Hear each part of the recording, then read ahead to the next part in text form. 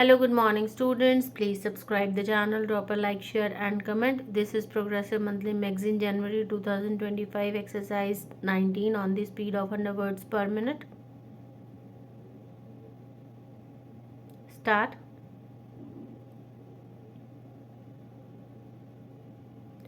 At the outset, let me thank all of you who have participated in the deliberations over the last 2 days and have made this conference lively, interesting, and certainly very productive.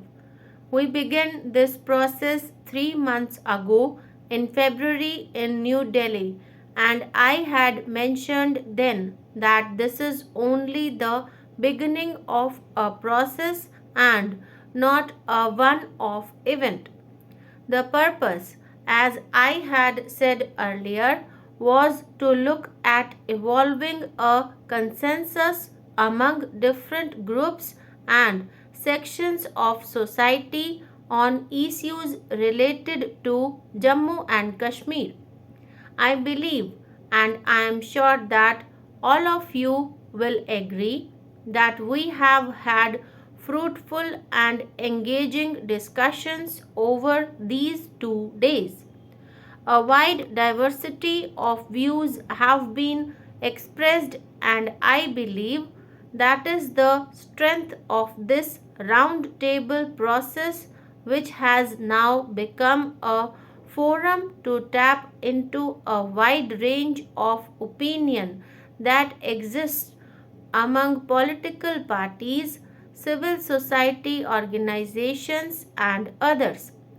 As I have heard all of you over the last 2 days, the recurring theme that has been emerging from speaker after speaker is that while the round table process has its advantages and utility, we need to have a mechanism which can give concrete shape to the ideas expressed here, a mechanism which can provide opportunities for meeting more frequently in smaller groups, a mechanism which can focus on the specific issues one at a time and find a common ground and forge a consensus in this diversity. We have all had the chance to express our views both in Delhi and in Srinagar, and I believe that the time is now ripe to agree on the concrete mechanism for taking this process forward so that we can address issues which concern the people of this beautiful state. Before proceeding to the details of a mechanism which can carry forward the process, I would like to dwell on some of the more immediate issues which have been raised in the conference. I do realize that the people of the state are put to a certain degree of inconvenience because of the prevailing security situation. But it must be understood that this scenario is the result of the ongoing actions of certain elements who disturb the peace in the state.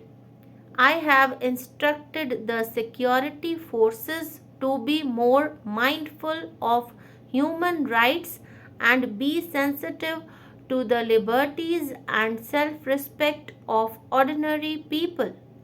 At the same time, it is our collective responsibility to create an atmosphere where the people of the state can be free from the fear of oppression and terrorist activities and can go about their normal lives like their fellow countrymen.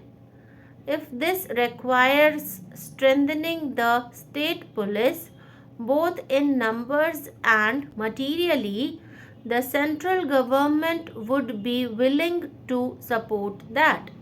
Another issue of immediate concern is the relief that we can immediately provide to these affected by terrorist activities and the state response to that. I have spoken in the past of the need to overcome animosities and moving forward in restoring normalcy in the state. In the context of today's roundtable and the voices we have heard, it is important that in our effort at nation building, we win back as our own the destitute families of those terrorists who have been killed in police action. We have initiated a number of schemes for rehabilitation of orphans of those who were victims of terrorism. Such schemes must be extended to all orphans who will need help in building for themselves a life free from violence and perceived revenge as upright citizens of this great state and of India. A number of national level NGOs have been in this field since 1994, of which the Rajiv Gandhi Foundation with its project Interact was the first. Since then, a number of local organizations have joined in this endeavor through orphanages and schools. I assure you that this is an area where we can all work together in ensuring that we provide succor and relief to all destitute widows and orphans of anyone killed in violence in the state. This will be our surest and immediate contribution to the peace and prosperity that we all crave. I will ask the Home Ministry and the state government to work out a credible mechanism of support for these families. Another issue of concern that has been raised by many speakers is the problem of detention under various acts. I am aware of the fact that in the atmosphere that pervaded the state in the first phase of violence that engulfed Kashmir, many had faced arrest. A screening committee had been set up under governor's rule to review all cases, thus leading to the release of a number of young men found to be innocent who were able to return to a useful life. At my instance, the Home Ministry has examined all cases of detention and in 2 rounds released detainees against whom there are no serious cases under the law of the country as such.